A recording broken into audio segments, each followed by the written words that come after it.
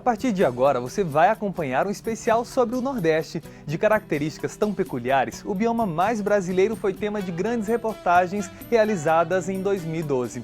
O especial Histórias do Nordeste vai apresentar os desafios de quem vive na região mais seca do Brasil.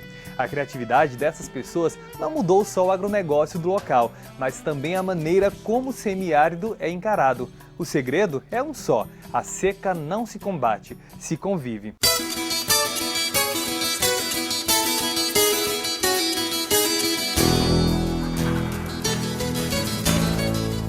No meio do sertão nordestino, um artista esculpe seu destino, sozinho.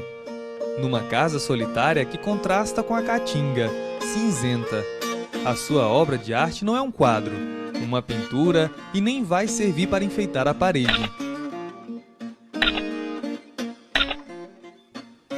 É para conviver com a seca. E ao invés de pincéis, ele usa picaretas, muitas picaretas. Aqui tem 1, 2, 3, 4, 5 picaretas, ainda tem mais essa daqui. Tudo você utilizou na construção? Ainda tem mais porque não estão aqui. Também levanca, também estraguei também. A arte dele é a da sobrevivência.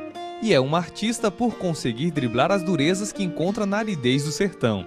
Por falta de água, começou a construir esta cacimba, um tipo de poço artesanal. Ele nem sabe ao certo quando iniciou. Sabe apenas que a cacimba tem mais de meio século. Aos 63 anos de idade, ele continua firme na construção.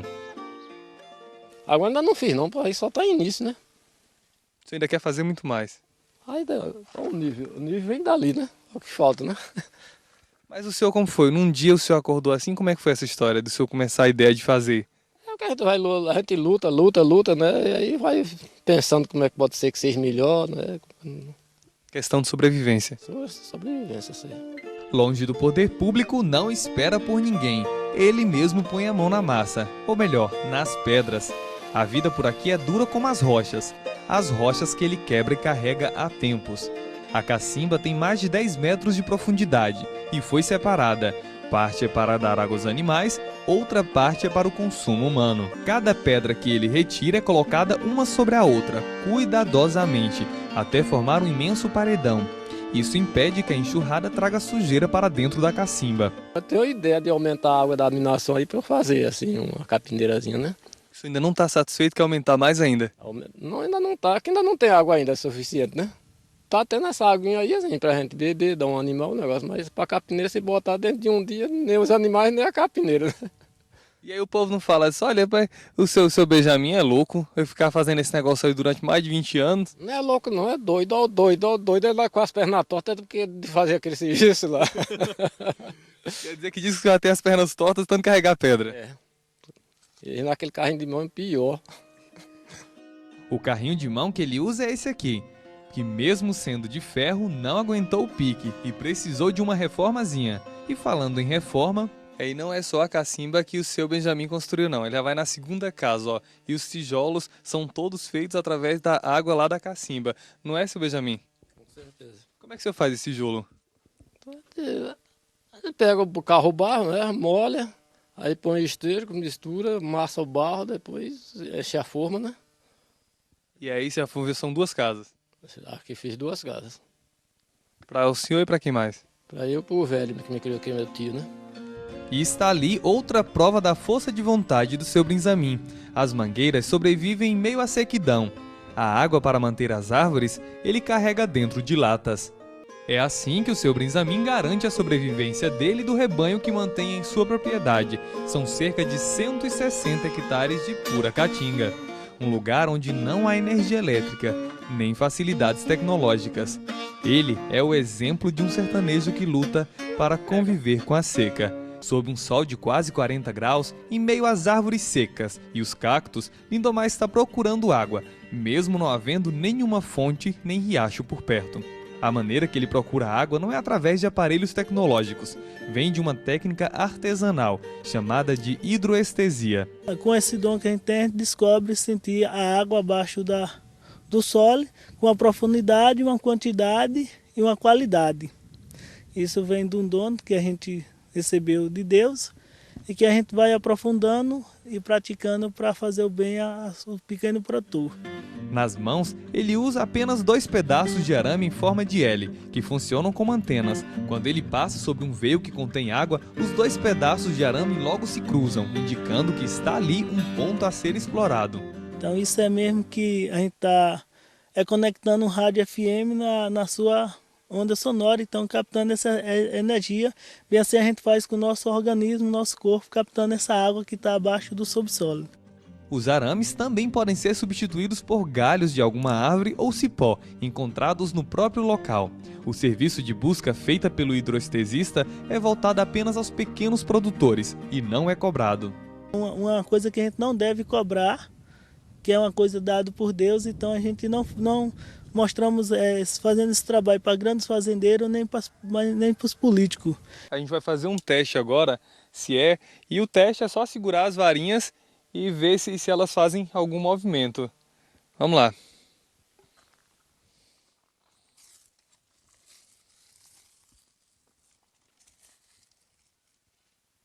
Eu não estou mexendo nelas, apenas estou segurando e eu sinto que elas aqui exatamente no ponto onde ele marcou, elas começam a girar sozinho. É estranho, mas realmente elas mudam de lugar, sem a gente fazer nenhum tipo de força. Pedi para que o nosso cinegrafista, Pedro Ângelo, também tentasse, para testar uma terceira opinião. E aí foi que você sentiu, Pedro? Ela gira sozinha e bate. E o dom que Lindomar tem mudou a vida de muitas pessoas, como a de seu Laudelino. Dos 70 anos que tem, mais de 60 conviveu com a seca. Sabe muito bem o que é sentir sede. Ele viu muitos animais morrerem por falta de água. Aqui antes era sofrido. Aqui eu passei 14 anos de sofrimento carregando água com distância de 2 léguas, de 3, de carroça, de pipa, para dar água aos animais e passando sede, porque aí não era todo tempo que às vezes eu estava em condições de pagar um pipa, ia carregar de carroça e as carroças não davam para dar água aos animais, eu tinha que passar sede. E aí, hoje, graças a Deus, estou vendo água aqui, olha, está vendo como está de água? Aí, graças a Deus, nunca mais passei sede, nem meus animais. Depois de encontrada a fonte, ele juntou dinheiro durante muito tempo e instalou um poço exatamente onde foi marcado pelo hidroestesista. Com a ajuda de um motor a diesel, hoje o seu Laudelino possui água na propriedade, com vazão de mais de 3.000 litros por hora.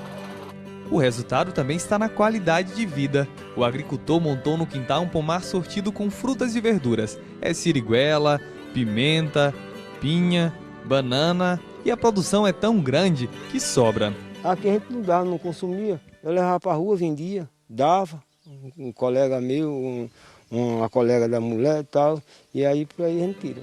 E é da necessidade de sobrevivência que nasceu mais uma forma de conviver com o semiárido, que castiga, mas que também desperta a ousadia do sertanejo. E estou com a vida mais saudável por causa que Deus me mandou essa bênção e agradeço muito a Deus e a Dodó que foi quem a mostrou.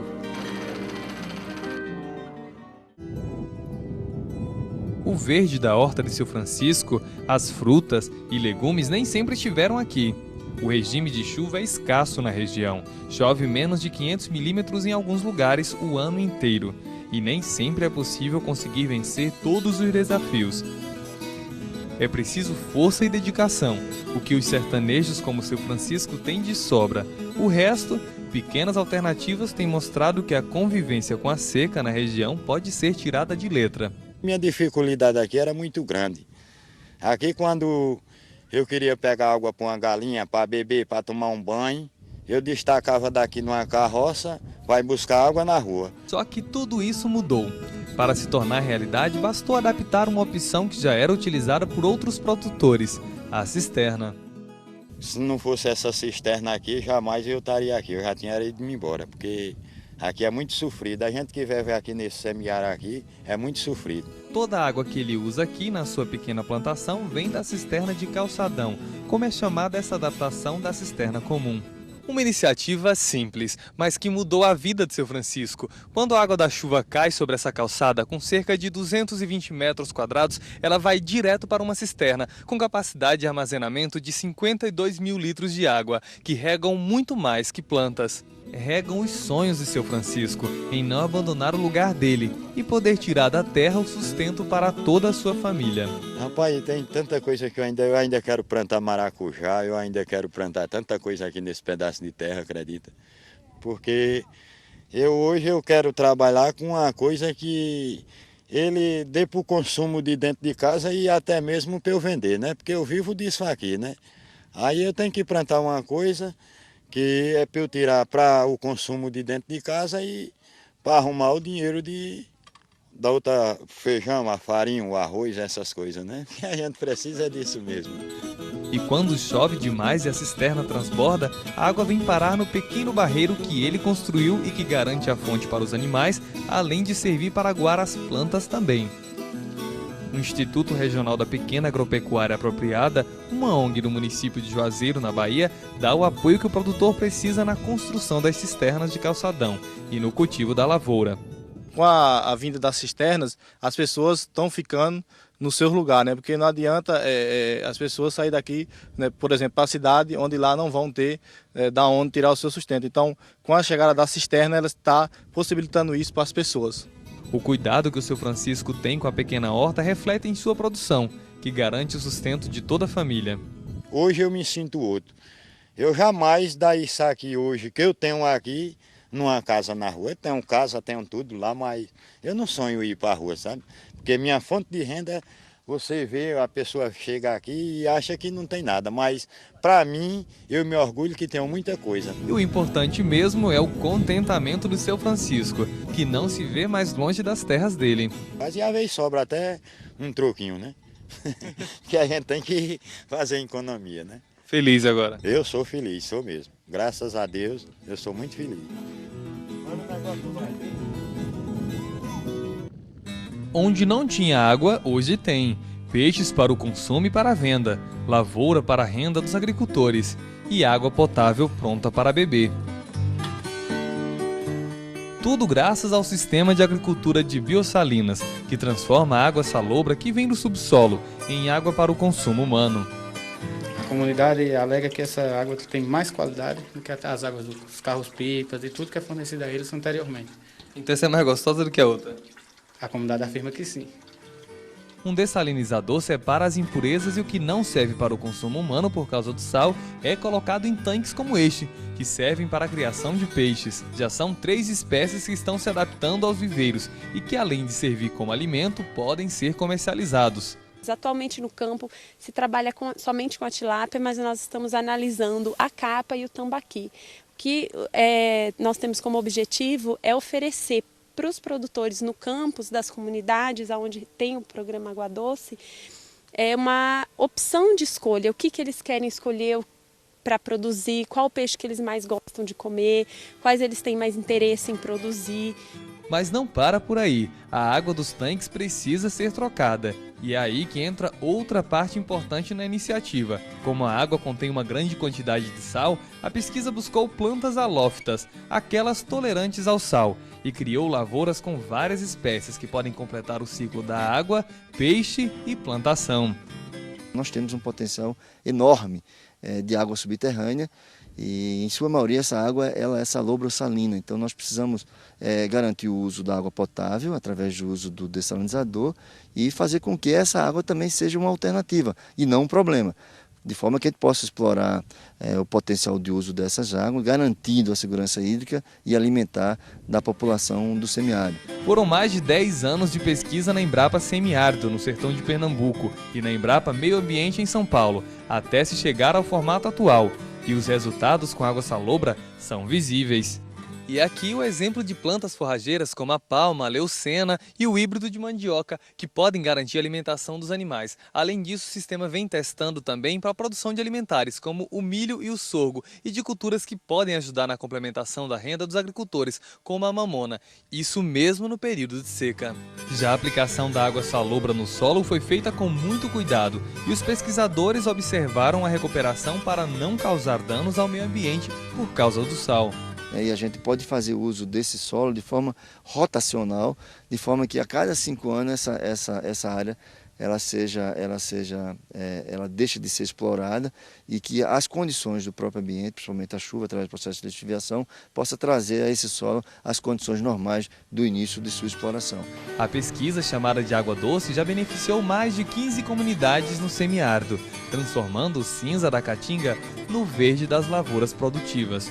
O verde da esperança que alimenta os produtores sertanejos, que buscam alternativas para conviver com a aridez.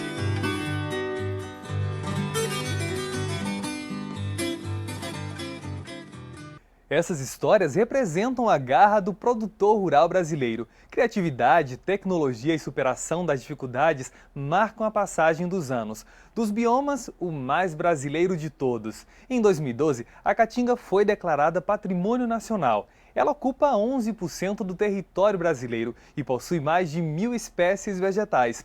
Um cenário de muitas curiosidades que nós vamos conhecer a partir de agora. A sua cor predominante é o cinza, quase branco, e é daí que vem o nome em Tupi-Guarani, Mata Branca.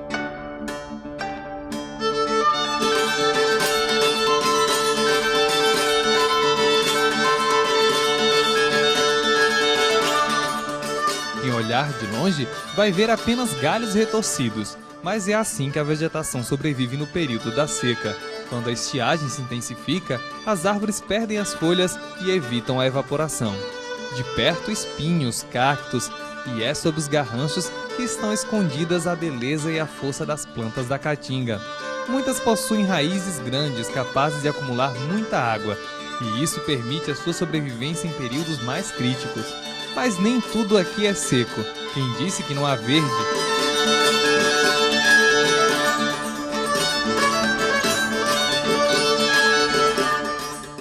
Algumas fruteiras da caatinga transformam a paisagem e emprestam sua força para outras plantas. É o caso do umbuzeiro. O maior símbolo de resistência do semiárido ajuda a dar vida à vegetação. As raízes podem ser utilizadas como porta-enxerto. É feita uma emenda entre a base do umbuzeiro com outras fruteiras. Um processo cuidadoso, como uma cirurgia, um transplante. E depois de 60 dias, a planta nova está pronta para enfrentar a aridez do sertão. Isso aqui a gente vai levar para o campo e ela não vai morrer, né? Que ela tem a reserva própria, que é as batatas. E ainda vai ajudar outros produtores. E vai ajudar os produtores mais tarde, né? Daqui uns 5 anos, isso aqui vai estar produzindo e produzindo bem, né?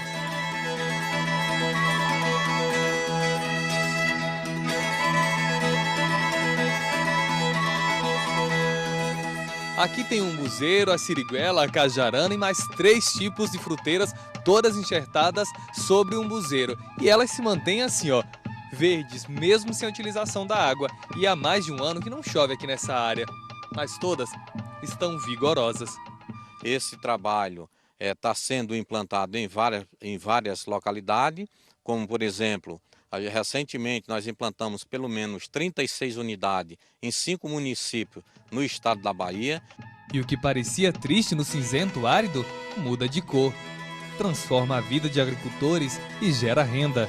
O umbu que vira geleia, o maracujá do mato que vira doce e tantos outros. Essa cooperativa produz mais de 50 tipos de produtos derivados da caatinga, que fazem o maior sucesso aqui no Brasil e no exterior. Hoje as pessoas podem comprar uma televisãozinha para casa, melhorou suas casas também, que muitas casas eram de taipa, não sei se você conhece, de barro mesmo. Melhorar suas casas, mudar o telhado. Outras espécies também resistem à seca e produzem frutos, que podem ser vistos ao longo da caatinga. A cajarana, com o cajá, que é muito apreciado pelos nordestinos, o catolé, com o coco, a quixabeira, o croatá e muitos outros, que colorem a caatinga e mostram a força deste que é o mais brasileiro de todos os biomas. Nós vamos para um rápido intervalo e daqui a pouco voltamos com o especial de Histórias do Nordeste.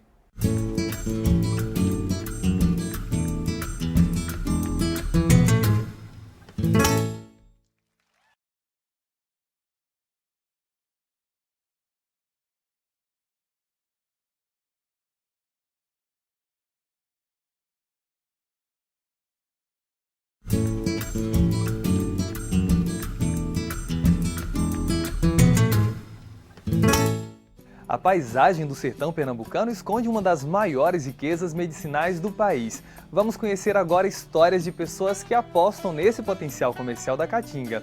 É a natureza curando vidas.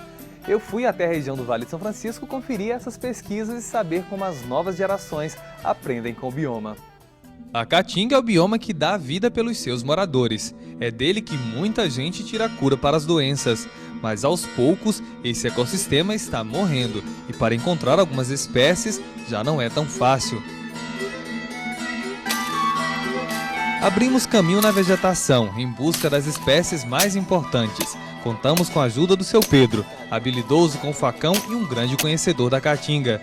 O poder medicinal de algumas plantas tem feito com que elas sejam mais procuradas e estejam desaparecendo devido ao extrativismo descontrolado.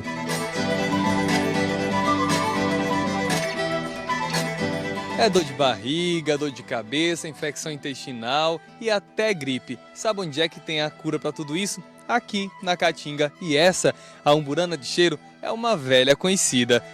As substâncias que existem nas sementes da umburana têm grande efeito anti-inflamatório, antioxidante e broncodilatador. Quando a gente está sentindo assim, comida ofendeu, aí toma para fazer digestão, porque se não tomar a coisa é feia mesmo, né? E deu certo. E vem dando certo. Se você tomar um chá da umburana e não desenvolver, o negócio está feio. Pode procurar logo o médico, né? Eu digo que essa espécie é a menina dos olhos do sertão, porque ela é uma espécie que apresenta múltiplos usos. Tem potencial madeireiro, potencial medicinal, potencial ornamental.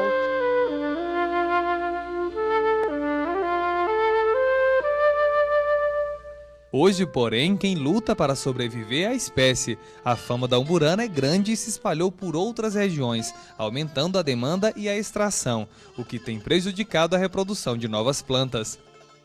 Além da semente, a casca dessa planta é muito procurada e a gente encontra algumas árvores com a casca retirada e isso faz com que ela morra. Essa planta aqui, por exemplo, tem cerca de 50 anos e depois dela, os próximos exemplares são encontrados apenas a 10 quilômetros de distância devido à extinção.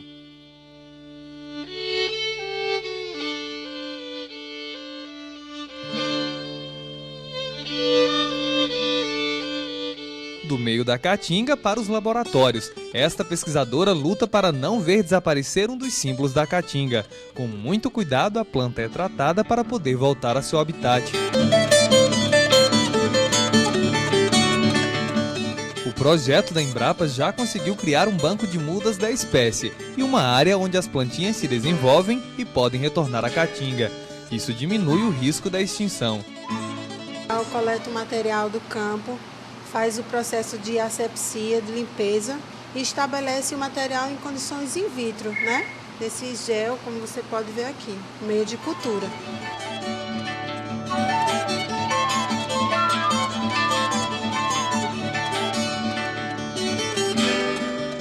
E está nesses frascos outra riqueza da caatinga, o aroma silvestre e exótico. As fragrâncias encantaram a pesquisadora que veio de outra região do país.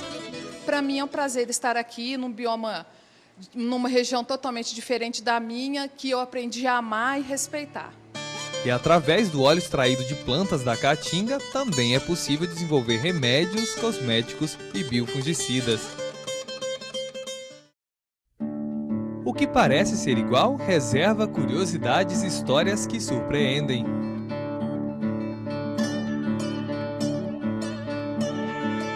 A caatinga também ensina, educa. Ao invés de livros, estão as árvores. Ao invés das carteiras e paredes, os bancos ao ar livre. As janelas e o teto são os galhos da vegetação. É aqui, no meio da caatinga, que professores buscam o conhecimento sobre o bioma e encontram respostas que nem os livros sabem dar. E o contato faz nascer um novo conceito. Eles viam a caatinga antes como sinônimo de pobreza, sinônimo de miséria, de falta de opções, de alternativas. Eu acredito que a partir desse momento eles têm um outro horizonte. Uma trilha em plena caatinga dentro da Embrapa Semiárido, no sertão pernambucano, permite que visitantes conheçam de perto os encantos e as curiosidades do lugar. E é esse o roteiro que nós vamos seguir. E esse aqui é o nosso ponto de partida. A trilha existe já desde 2007 e foi planejada para apresentar o bioma a estudantes, visitantes e pesquisadores, já que no início a gente percebe alguns cactos e algumas espécies, mas são cerca de 11 hectares de área preservada, só da Caatinga. E aí, vamos conhecer um pouquinho mais? Aos poucos, o visitante vai se deparando com a essência da Caatinga. Algumas espécies raras, que só são encontradas em áreas de difícil acesso, ficam à mostra. Olha só, a mancambira, a famosa mancambira. Essa planta aqui, ela resiste à seca e quando os produtores não têm mais o que dar para os animais, eles retiram essa planta, colocam fogo e a raiz dela serve como alimentação para os animais. Mas vamos continuar a trilha. Pelo caminho, o mandacaru facheiro, esse cacto aí, que era usado para fazer casas de taipa. O cupira, a casa dos cupins do mato, que também pode servir como moradia para as abelhas. E quanto mais os alunos andam pela trilha, mais aprendem sobre a Caatinga. A aproximação com este, que é um bioma exclusivamente brasileiro, rende boas lições. Inclusive turistas internacionais têm visitado a trilha, turistas que visitam aqui Petrolina, porque a trilha está inserida no roteiro técnico-científico da região. A área preserva a fauna e a flora nativa, ainda com a pouca interferência do homem. E no meio da explicação, alguém pergunta, e os animais, onde eles estão? Onde está o nosso preá? Não é isso? Onde está a nossa raposa? Aí eu digo assim de uma maneira bem simples e objetiva. Eles estão à sombra, estão embaixo de alguma árvore, tá certo? Então, para que isso? Para não perder água.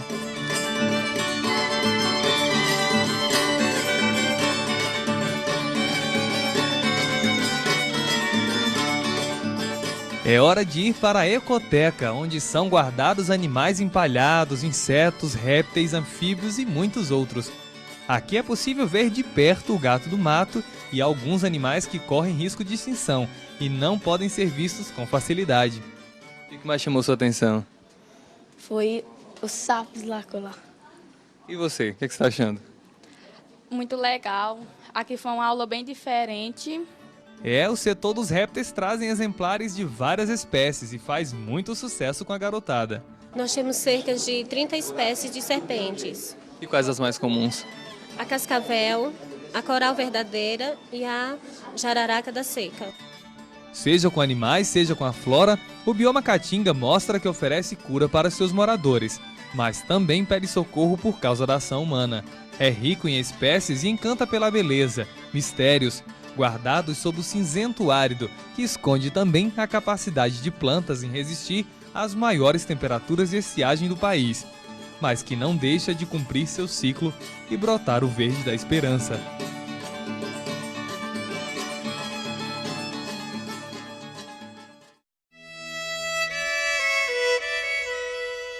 É justamente com o sol escaldante do sertão nordestino que os produtores contam para as mais novas apostas no semiárido. O seco e o árido foram transformados em áreas verdes, grandes áreas verdes, que deram espaço aos sonhos de pesquisadores e produtores. Além dos mais de 50 tipos de frutas e hortaliças que já são produzidas aqui, agora eles estão testando o impossível. O impossível em outras épocas. Quem diria que a região estaria produzindo maçã e pera? Em lugares como o Vale de São Francisco, o que era pequeno se tornou grande. E foi aos poucos, pesquisando e fazendo testes, que esse pesquisador da Embrapa Semiárido provou que a região dava mais do que uva e manga, que são o forte da região são franciscana. Primeiro veio a necessidade e depois a solução. Mais alguns anos de estudo e o resultado. Nós já conseguimos alcançar, no primeiro ano de produção, 18 toneladas por hectare de maçã. E frutas de excelente qualidade, calibre, cor, excelente. Muito boas as frutas. Com a ajuda da irrigação que conduz as águas do Rio São Francisco até as propriedades rurais, a região se transformou num dos maiores polos de produção de frutas do país. E tem se mostrado cada vez mais promissora no setor, ganhando reforço agora com as novas culturas.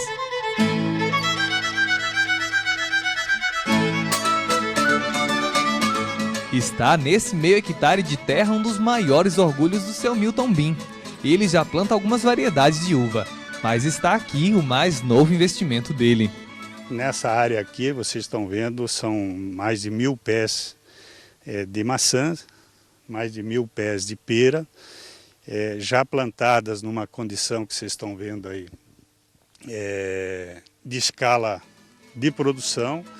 E num lugar onde até a uva pode dar mais de 2 safras ao ano, as novas culturas se mostram cada vez mais fortes.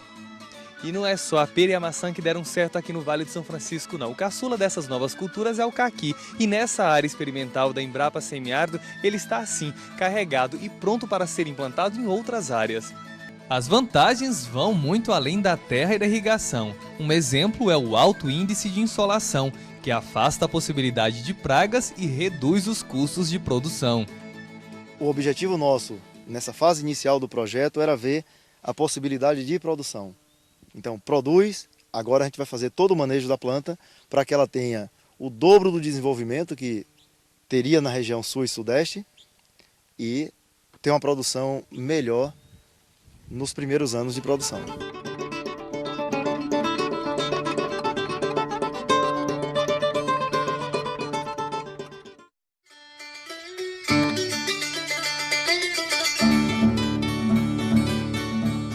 O clima e as terras do semiárido foram os ingredientes essenciais. E com um pouco de água, por meio da irrigação, estava completa a receita para o sucesso de uma cultura pouco comum no sertão nordestino, o café. Já há resultados em outras regiões, né? Inclusive trabalhando com café irrigado. A gente tem outras regiões do estado da Bahia que se planta o café tanto arábica como canilon, e ele tem dado resultados bastante interessantes. E por que não aqui no Vale do São Francisco se pensar nessa nova alternativa? Essa é uma nova cultura. Alguns anos de pesquisa e foi no meio do semiárido que ele brotou, cresceu e deu frutos.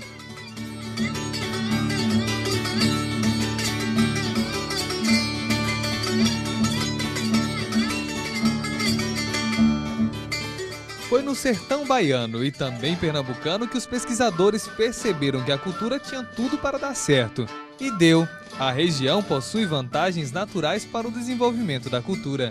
Que o sistema é irrigação por gotejamento, né? Todo dia é aplicado de acordo com a evaporação. Aí feito os cálculos e nós colocamos exatamente aquela quantidade de água necessária. E o segredo está justamente na irrigação. Em meio à caatinga e com terras férteis, a cultura se desenvolveu numa rapidez que surpreendeu até os pesquisadores. As observações em área de produção deram tão certo aqui no Vale de São Francisco que em pouco mais de 2 anos as plantas já deram os primeiros frutos e estarão prontas para a próxima colheita dentre poucos meses. E outro fator que também conta como diferencial da região são os quase 300 dias de sol que ajudam a secar o café apenas com a temperatura ambiente. Você não precisa de ter secadores mecânicos, secadores com outras fontes de energia. O próprio sol encarrega de fazer esse secamento do café. Então você vai ter um custo menor para beneficiar esse café. E também você vai ter menor possibilidade de fermentação do café, pois a umidade é baixa. Então você vai ter um café com qualidade melhor em relação aos cafés beneficiados em condições de umidade maior. E está no clima também outro fator que ajuda a cultura aqui na região. Com os altos índices de insolação, a quantidade de pragas diminui e os custos caem.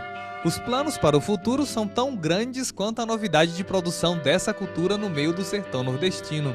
Já existem produtores investindo no grão. E mais alguns anos para frente, o Vale de São Francisco pode se tornar um grande fornecedor de café. Você pode ter uma área plantada suficiente para abastecer todo o Nordeste, com até excedentes para outras regiões.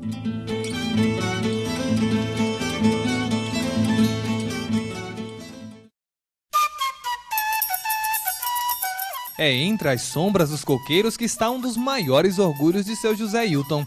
Ele, que sempre produziu banana e uva, agora está investindo numa cultura bem nova por aqui. E estão ali, são os frutos dos cacaueiros.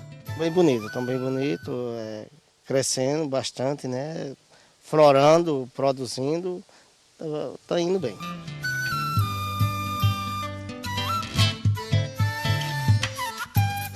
Nós estamos no Nordeste, mas não é no sul da Bahia, região que é conhecida pelas grandes produções de cacau. Nós estamos no sertão pernambucano, no meio do semiárido. É aqui no Vale do São Francisco que a irrigação deu fôlego aos produtores para ousar e buscar produzir o que parecia impossível. O uso da irrigação, você tem uma condição, uma possibilidade de ter uma regularidade na produção. Então nós não estaremos vulneráveis a períodos de estiagem, como ocorre no sul da Bahia, ocorre em outras regiões. Então aqui com a irrigação você tem uma frequência regular de aplicações de irrigação, de suprimento de água para a planta, e com isso a planta tem uma maior possibilidade de produção e desenvolvimento. Ele abre um dos frutos e mostra orgulhoso os resultados surpreendentes da plantação. E o próximo passo é produzir em longa escala. E já está fazendo 3 anos e está dando muito certo na região, né? A expectativa é que venha bons frutos, a produção bem, o clima nosso ajuda bastante. Hoje estão assim, bonitos, mas no começo nem todo mundo acreditava que era possível. Ele acreditou, apostou na ideia e hoje já tem uma resposta pronta para quem duvidar que o cacau dá certo por aqui. Quando o senhor sai por aí e diz que está plantando cacau aqui no meio do sertão nordestino, o que as pessoas dizem? Eles primeiro falam que não dá certo, que não dá, né? Aí, não, vou fazer, aí vem, faz a visita, olha e vê que na realidade está dando certo. Assim, é mais uma opção para o sertanejo aqui da região do Vale do São Francisco, a ter mais uma opção de cultura, né? E não é só conversa de seu José. Uma olhadinha pela propriedade dele, percebemos que os cacaueiros estão se dando muito bem. Mas para isso se tornar realidade, foram necessários alguns anos de estudos e pesquisas. Através do consórcio com outra cultura e com o controle feito pela irrigação, as plantas podem apresentar safras recordes e animar outros produtores a investirem por aqui também. Os números animam. Então o objetivo nosso é chegar de 200 a 300 arrobas por hectare. Ou seja, 10 vezes mais do que o normal? 10 vezes mais, porque com a condição climática nossa aqui, nós temos uma possibilidade maior de produção, menor probabilidade de ocorrência de doenças, e o clima nosso favorece com que a planta esteja fazendo fotossíntese e produzindo durante o ano inteiro. O medo de pragas, como a temida vassoura de bruxa, que dizimou plantações inteiras em outras regiões, não assusta muito por aqui. É que a alta insolação no semiárido impede o desenvolvimento de algumas pragas e, ao mesmo tempo, ajuda a ter até 2 safras ao ano. Diante de tantas vantagens, o seu José Hilton é só alegria. E os planos ele tem na ponta da língua. É aumentar a área, que é para ter o volume de produção, para ter preço, para ter mercado, tudo, né? É isso aí que se pensa. Animado mesmo. Animado tudo, né? Animado. E tá dando certo.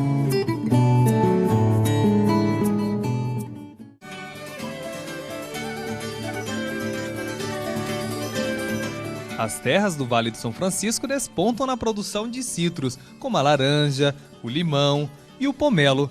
A região tem chamado a atenção do mundo inteiro pelas suas vantagens e pelo controle nas culturas, que pode ser feito através da irrigação. Este francês largou a medicina e hoje é o maior produtor de pomelo da região Nordeste. Os frutos surpreendem pelo tamanho, podem chegar a 900 gramas. Agora, seu Jean, quais que são as vantagens de produzir aqui nessa região? Bom, temos vários. O primeiro é que não temos todas as doenças que estão no estado de São Paulo. Então somos um pouco protegidos ainda. Como o clima é bem seco, não temos menos problema de insetos, de fungos. Outro diferencial da região é que o clima favorece o desenvolvimento das plantas e deixa os frutos mais doces. Temos uma fruta nova, mais doce do que os concorrentes da Europa, então é uma possibilidade interessante de crescimento. E que favorece o consumo assim in natura, né? É. Realmente é muito boa. E além do sabor exótico, o doutor e produtor diz que as propriedades do pomelo ajudam a combater a obesidade, diabetes e doenças cardiovasculares.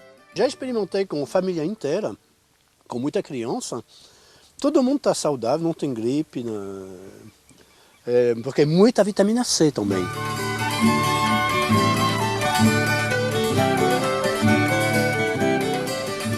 Da mesma família das frutas cítricas, a mais conhecida, a laranja.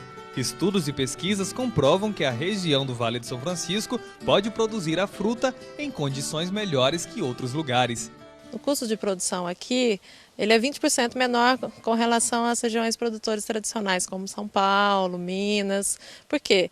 Você vai ter menos incidência de pragas e doenças, você vai reduzir o custo com a aplicação de agrotóxicos. A pesquisadora defende o semiárido como oásis no sertão e aponta as culturas da laranja, do pomelo e do limão como grandes opções para investidores e produtores. Então a gente tem condição de produzir pelas condições de temperaturas excelentes e de solos, e a gente tem condição, e pela irrigação, condição de produzir em qualquer época do ano.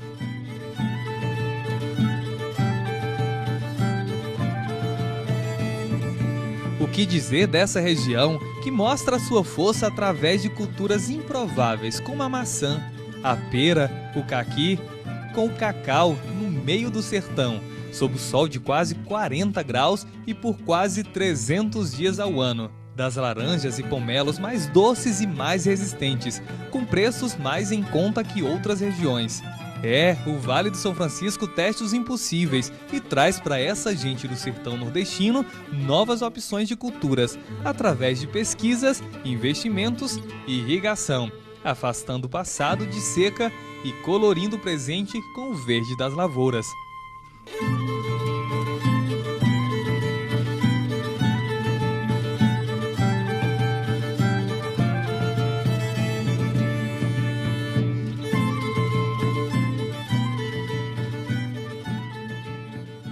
Foi uma honra poder mostrar esse novo Nordeste para vocês. A tecnologia, a superação e a criatividade dessas pessoas transformam essa região diariamente.